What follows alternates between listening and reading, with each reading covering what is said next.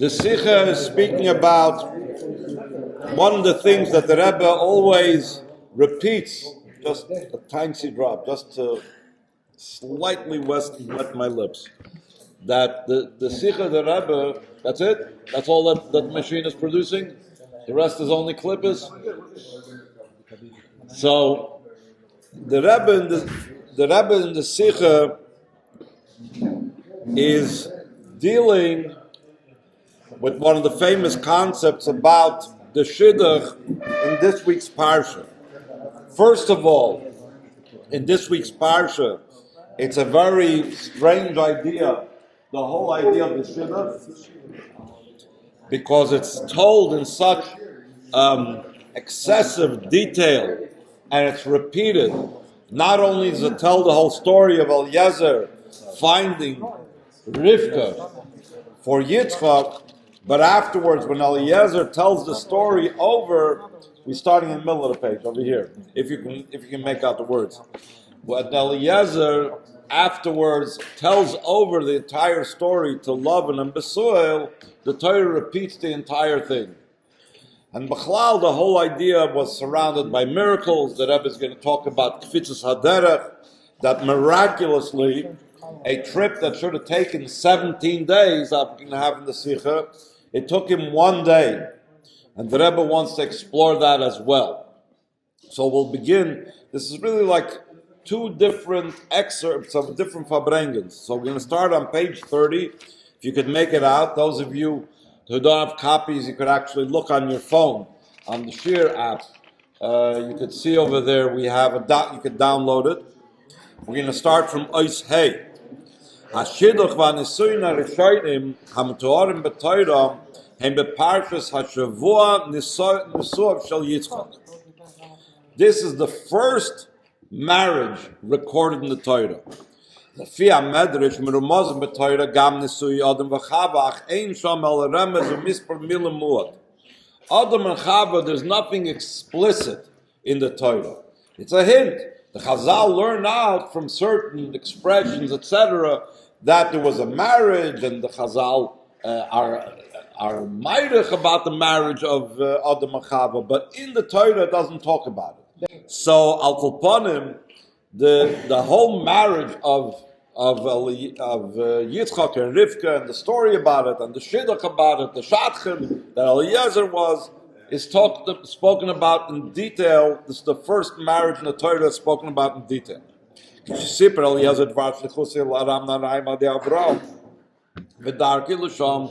told Lavan and Besuel what happened, the expression he used is, today I came. What do you have to tell him today he came? The Torah, as we know, doesn't say anything unnecessary.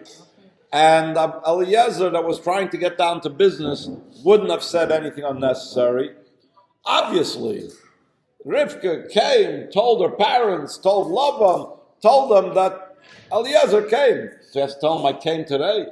What did he think? He was like hiding out somewhere in some hotel, and he was staying there for 3 days, and then all of a sudden he appeared by Lavan and Besuel. Obviously, va'avay ayoyim. Why do you have to say va'avay ayoyim? What Eliezer was saying was, I left and came today. He had a miraculous trip that instead of, like it says, 17 days, it took him 1 day. The very same day. The question is, we know that Hashem doesn't do miracles for nothing. If there's a miracle, there's a purpose, there's a reason why Hashem feels the necessity of making a miracle. So,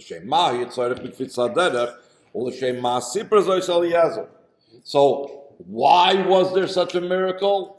And even if there had to be such a miracle, why was it important that Eliezer should inform them?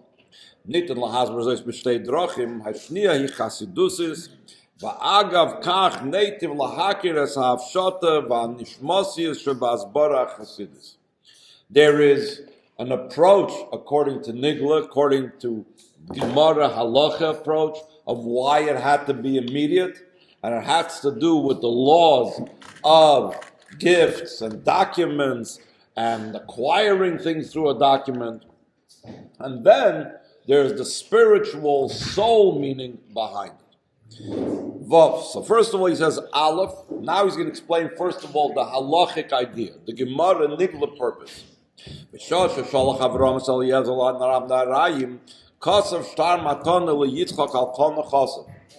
To be able to get Lavan and Psuel to agree to send the daughter, to send Rivkah along, so Avraham Avinu wrote over all of his possessions. He gave it over to Yitzchok. He gave a document that Eliezer would present to Besuel and show, give a look. The chassan that's going to marry your daughter is a very rich person. He has all of Avram's wealth. Avram sent him over and gave him over all of his wealth. According to Nigla, it's very difficult to know how to put the date on such a document.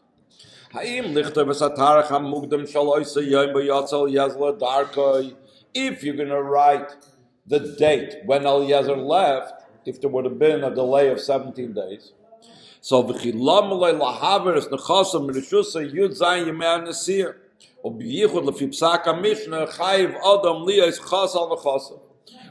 would Avraham Avinu transfer the money early? There's a Mishnah, there's a halacha, a person has to be cautious with his possessions. He shouldn't just be giving away all of his money for no purpose. Obviously, to make a shidduch, there is a purpose in it, there's a reason for it. That makes sense. But 17 days early, there's no reason for it. So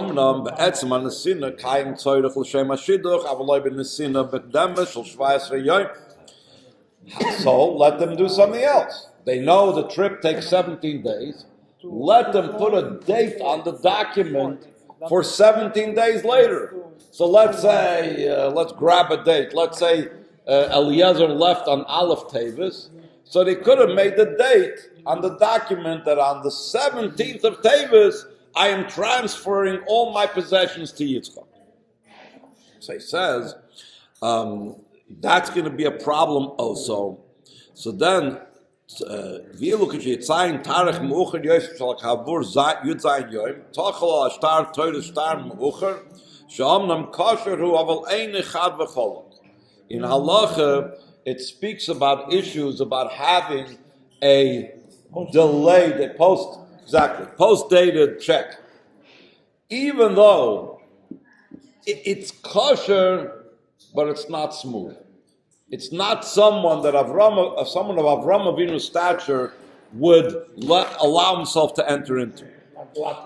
Yes, sign it's if Avram's tarach sivas star v'lechein hoyse Kefitzas Haderech hayoy Mitzvos v'yom basim kedei shanachasim lo yufkum reshus shel Avram lefnei hamoed. So Avram Avinu put the date instead of a star meucher post dated. He put the date when Eliezer left. But so it shouldn't leave, the possessions shouldn't leave 17 days early. So Hashem made a nest that Eliezer arrived in Haran immediately on the very same day when the star was written. But when Lavan and Besuel sees this, they're very clever businessmen, especially Lavan. He would look at it and say, hold on, how did you write this? So he says, "B'shosh Yigiel Yezel Nam Narayim Chosh Hashem Yishalu Besul B'Lavan LePesher Tarech Hashtar Shemiyem Boyaleh Vareze Shtar Meucher V'Lagabe Avram Mechzik Shikre." A post-dated check for a person of Avram's stature looks like something that it's a fraud. And again, that's why a person of Avram's stature wouldn't have done it, even though technically you can get away with it. So therefore, his dad is Eliezer v'hiktim al takshu kushis hayoym mitzvos hayoym basim. So Eliezer had to inform them and tell them, don't ask any questions about this document. I left today and I came today. So over here we answered the both questions that we had. We had one question is, why did Hashem have to make the nest? A second question is, even if Hashem had to make the nest, why did Eliezer have to inform Besoil. Why do you have to inform Lavan about this? That is the Nigla explanation. Now he's going to explain the chassidus, the neshama of the matter, the soul of the matter, the spiritual idea. So, to be able to understand this, we need to understand a little bit Kabbalah, even though the Rebbe avoids in this sikha using Kabbalah terms. Rivkah was like a piece of Kedusha, a spark of holiness that was embedded in Klippa. This spark of holiness was ready to be picked, like a fruit when it's ripe, like a rose when it's ready to be picked. But you can't pick it before it's time. But on the other hand, since it's a spark of holiness, you don't want to delay in extracting it from Klippa. So you need to have, as soon as possible, to get Rivkah out of the Klippa, out of the Makim Hatuma of the base Besoil. Let's see it inside. Kosov, this is from a Zoyar. Rivkah base Besoil, Hoiske Shana ben Achoichim, like a rose among thorns. Hasheshana Godla Dafka ben Choichim. Hashem made that a rose grows specifically among thorns for its protection. The thorns protect it. Animals are not going to come and eat it and so on. So the thorn is there to protect as long as the rose needs to grow. Hasheshana Godla Dafka ben Achoichim Bahem Yesh Mishum Kiyam Hasheshana. V'yesh tzoyrech bis amtzus limtzei tziduk l'shinui makim hasheshana. Ki achoichim einam noisnim loitziyam misham. This is a little bit of deeper concept. Klippa, which is likened to thorns. Shoshana is Rivkah, Kedusha. Klippa does not want to let to have the power of Kedusha extracted from it. Because when the power and the sparks of Kedusha are in Klippa, Klippa gets more energy and more vitality. And he's going to give a simple example from literal thorns and a literal rose. Mishum shebeschus hasheshana metapchim umashkim eskol hashetach umitoich kach mekablim gam hachoichim chayis. Literally, if you have a rose among the thorns, if you take the rose away, so then nobody's going to keep just thorns for the thorns' sake. You're going to destroy it. You're definitely not going to water it. You're definitely not going to sustain the thorns. The only reason the thorns get water and anything else, maybe fertilizer or whatever, is only because you're anyway watering the rose, so they get watered as well. So, like the thorns, spiritually, do not want to allow for you to pick the rose. So now, let's apply this in the Rivkah and her environment of Klippa. We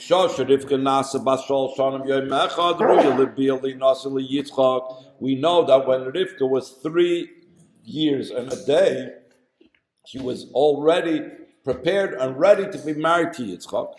Here gives Avram miyad badavar. Avram Avinu, who's the epitome of Kedusha, felt, he sensed the holiness that was ready to be extracted from the klippas.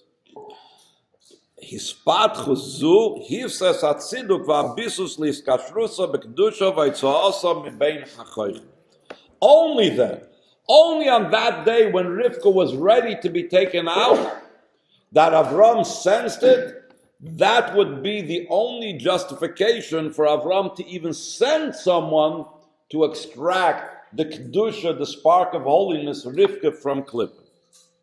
At that point, when Avram sensed that Rivkah turned 3 years old, Amar Avram Eliezer al Artzi Mamalati Teilach Lakachti Ishol Abdinil Yitzchok. So therefore, if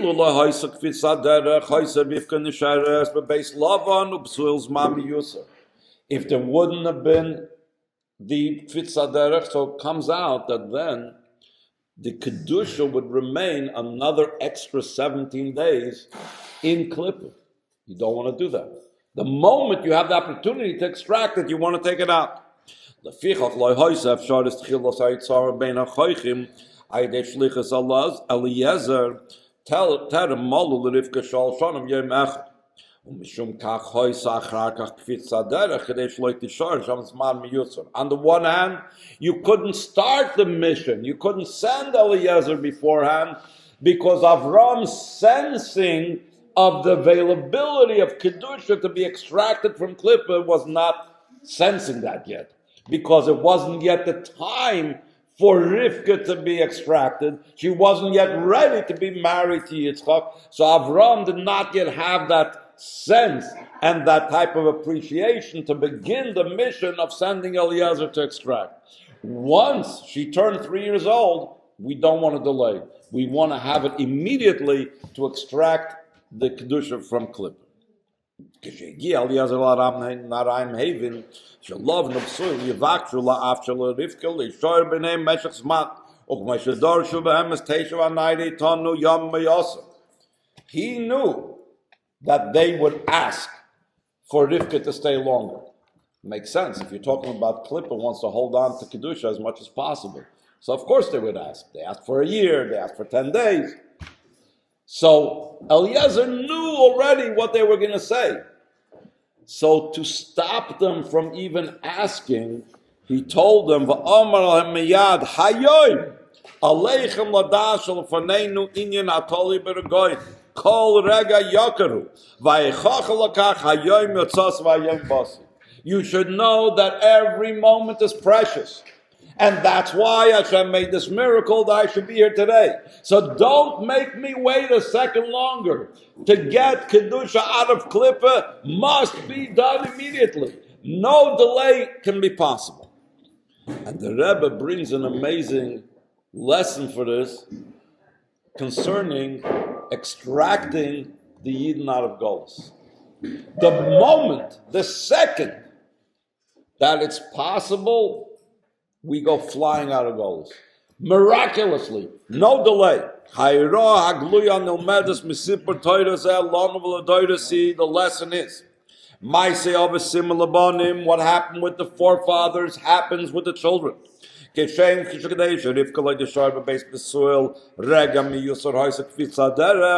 like when Rivkah had to leave, it wasn't a moment's delay. There was even a miracle of Kefitzas Haderech.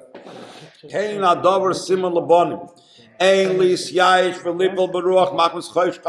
can look at the darkness of Golus and feel down and dejected and say, we've been here so long, who knows when we're getting out? We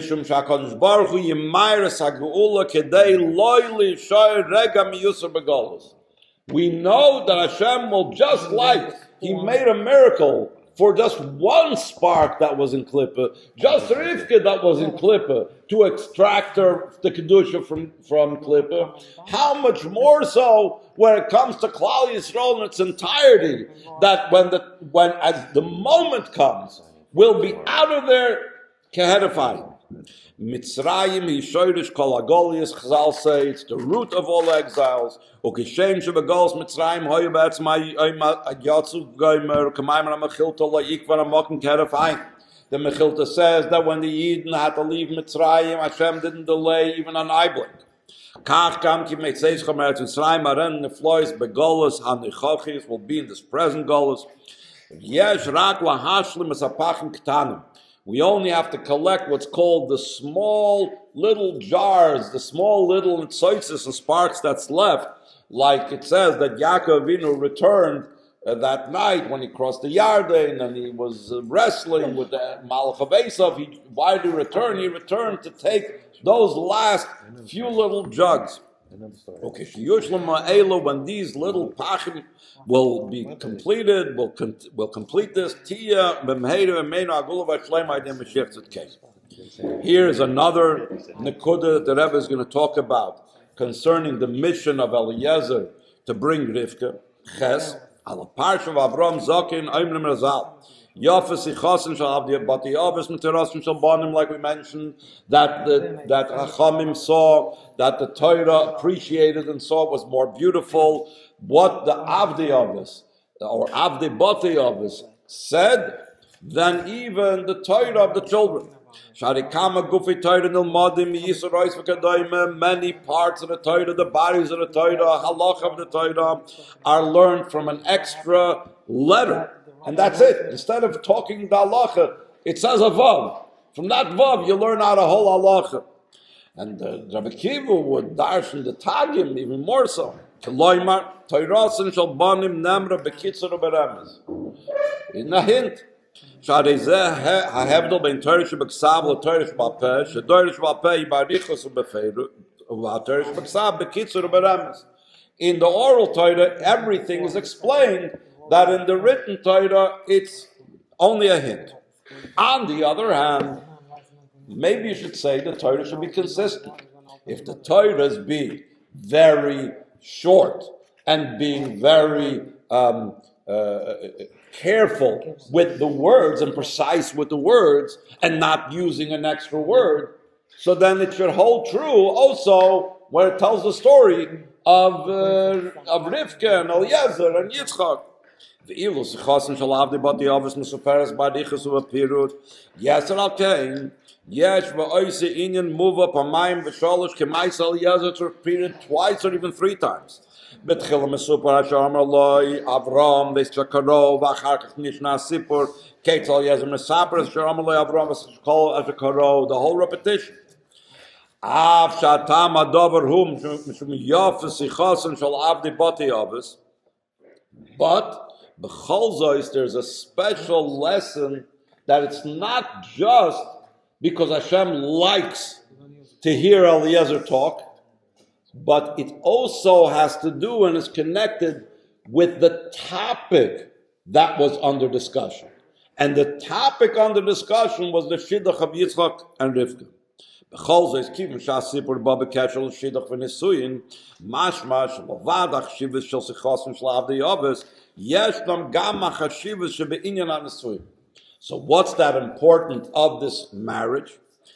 So this is not just Yitzchok and Rivkah, but every Jewish marriage, we learn out, the Rebbe says, a lesson from this importance and value and repetition that the Torah speaks about with Eliezer and Rivkah and so on. Hezber Adover, Tishben Yisrael, Oymed Lahakim, Bais B'Yisrael, Harei Ze Binyan Adiyad, Ki Hu Makime Al Pi Torah, Torah's Chaim, Shenitna Malakim Chaim, Umemela Nasu V'Bchinas V'Atem Adveikim Hashem Alakechem Chaim Kulchem Ayoin. A Jewish home, meaning a Jewish marriage, it's everlasting. We always have in these English translations an everlasting edifice. I have no idea what an edifice is, but it's a binyan adiyad. It's a translation of a binyan adiyad. And why is it everlasting? Because it's based on the Torah, which is everlasting. And the Torah connects us with the everlasting Hashem. So therefore, the marriage, the home, everything becomes everlasting because of this connection. והבייס המוקים על יודיו גם הוא בייס בניין נצחי שרק עוז נקרא חיים באמס. When is something called truly alive if it's everlasting? If something is eventually going to cease, then we know, Mamar Chazal, that then even before it stops, it's already not considered everlasting. It's considered not already Chaim. He says in the footnote, he brings the famous thing about Maharas HaMachazvin for those that are familiar with this. Because the marriage of Yitzchok and Rivkah is exemplifying this everlasting nature of the Jewish marriage, so we find certain interesting things hinted in what took place over there. He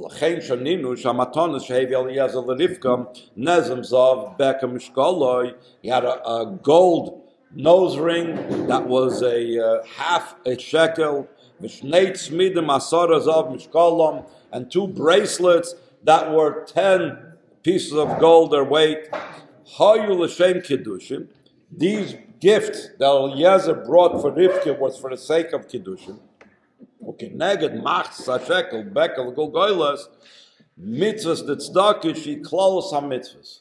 The Chazal say, why did he specifically give her something that was a half a shekel to hint at the half a shekel that the Yidden gave in the Midbar and later on would give in Karbonis which symbolizes a general idea of tzedakah, which tzedakah symbolizes mitzvahs in general. So Eliezer gave Rivkah, for the sake of her marriage, for the sake of her betrothal, to make the marriage something that shows the idea of mitzvahs, because that's what makes the marriage last, like we said before. Having a marriage based on Torah and Mitzvos. Ukeneged shnei luchas das vaseres hadibros shem klaus Yisrael. Klaus HaTorah, excuse me. That what was given over here was also the two bracelets we said correspond to the two luchos, and the asara zahav, the 10, is keneged aseres hadibros, the 10 commandments, because that is the Torah in general. The aseres hadibros include in it the entire Torah, like the Alter Rebbe says in Tanya. Yisrael kiblu aleim b'kabal soil ba'amram naisa kol nishma. They accepted it with the whole acceptance of naisa before nishma. Why was it necessary for Eliezer to give Rivkah this as part of her betrothal, as part of the marriage ceremony? Mishum sheyisodosav shel beis Yisrael im Torah mitzvos kabal soil. This is the foundation of a Jewish home. This is the foundation of a Jewish marriage. This is what ensures the everlasting nature of a Jewish marriage. Tam adavron in sin shnei tzmidim keneged shnei haluchos. Shaleim hoya aseres hadibros chakukis davkim choros v'loik suva. Specifically, it was corresponding. It could have just been Asar Azov. The Asar Azov would have been about the 10 commandments, but the 10 Aseres Hadibros could be written. This fact that he had two, it meant to be meramis to the two luchos. The two luchos, how were the Aseres Hadibros inscribed? They weren't written, they were engraved. Torah shebeksav b'chlal murkeves moisaksiva yoel klaf. In general, the written Torah is ink on parchment. When you have ink and parchment, really these are two separate things. And from both together, when you combine the ink and the parchment, that's when you have the written Torah.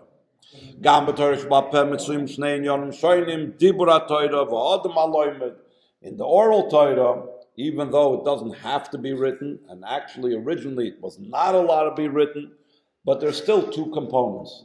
The two components is the speech of the person and the person learning it. The person and the words that he's learning is two separate things. The Ram Maseres Hadibros Haluchos Hayoisis Chakukis Koloimar Haluchos Einam Guf Nifrad Maseres Hadibros Ki Mehem Atzmam Nasu Haoisis. When you talk about the luchos, they were engraved in the actual stone itself. They weren't two separate things, the words and the luchos. Hamusik Shaloisach Kika Baba Yis Hashem Hu Behesem Lamaimer Shekasha Adam Zoiche Nikras HaTorah Ubetoirah Soy Torah Shaloi Huva Torah Mishavim La'etzem Echad.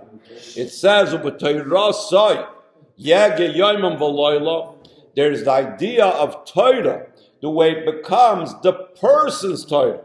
Chazal say it's Torah Hashem. Why do you call it the person's Torah? Because there's a way of learning Torah where one becomes so identified with the Torah that the person and Torah are not two separate things. Just like the words, the letters on the luchos were not two separate things, the words and the luchos. And that's what the message was when Eliezer gave her the two bracelets to remind her of the luchos. Not mishum kach nas no Eliezer tzmidim keneged al luchos dafke lahoyre shabayis b'Yisrael shalom libanos hayisoydes haTorah v'mitzvah hare loydai bekach shumukam lakayim as haTorah v'kabal soil v'ilu ha'adam v'haTorah hem gufim nifradim im kitoyamim. Don't think that the house is only based on Torah and Mitzvos, but the person and Torah and Mitzvos are two separate things. The home and Torah and Mitzvos are two separate things. That's not the way it's supposed to be. It's supposed to be like the letters that were engraved on the luchos. Ki olav li is guf echad ima Torah litzer Torah mimenu atzmo li is yachid ima noicha v'ayelekecha v'im shara dibros. Zoya mashmoy shel yafes sichosen shel avdi bati avos v'terosim shel bonim hamisbatas be'inyan shel nesuyim. Avdi avos, the idea of the servants of the avos, a servant indicates Kabbalah soil.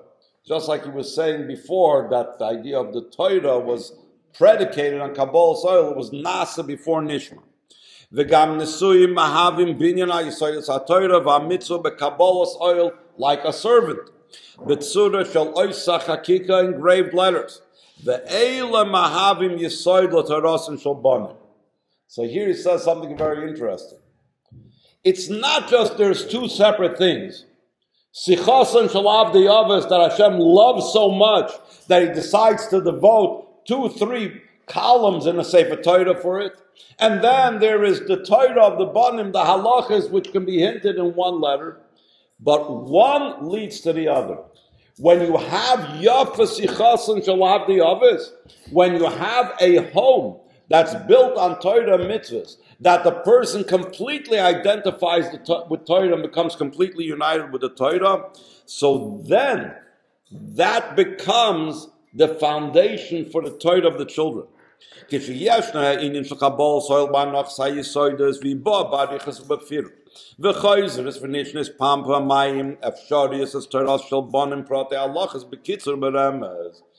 Once you have the foundation, so then it's enough if things are just hinted. And we see this. The Chazal learned out so many halachas, so many things. Why? Because of their devotion to the Torah, because of their devotion to the Torah mitzvahs. So therefore they knew that there's no extra letter in the Torah. But if you don't have the foundation, if you don't have the basis, if you're not identified with Torah mitzvahs, you don't have the Kabbalah soil to Hashem, so then you look, so there's an extra vav in the Torah. Okay, so I'm going to go ahead and change my life because of that extra vav in the Torah. You need that proper foundation of Yafas Sichos and Shalav the Avos to be able to have the Torah and Shalbanim. That's enough, even a remes.